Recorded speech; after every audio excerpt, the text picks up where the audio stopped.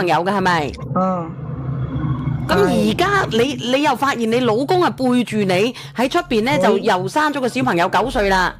係，佢又生咗一個，啊，佢又背住我轉移咗啲財產，哦，所以講，唉，佢度講講我個兩個細路仔唔係佢嘅，佢話佢係只係顧及嗰啲啲細路仔嗰啲感受，所以講開始佢唔同我講啊，佢偷偷轉移啲財產，同埋佢又在外面揾咗，又生咗個女，我都唔知㗎，一日唔知㗎。咁即係你兩個小朋友都唔係你老公嘅係咪？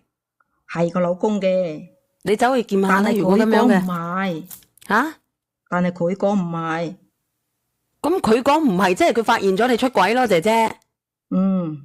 佢發現咗你出軌嘅，你就要走去檢查下嗰兩個小朋友到底係咪你老公啦。講真嘅，如果唔係嘅話，佢都唔會偷偷地背住你出軌去揾過另外一個。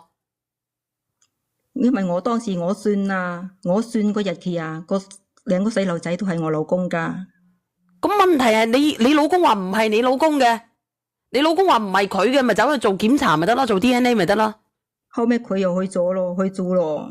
咁到底係咪你老公啊？兩個小朋友後尾檢查出來就唔係佢咯。屌！咁你後尾檢查出嚟唔係你唔係佢，咁你又話係你老公，咁到底點樣啊？開始我算日期係我老公噶。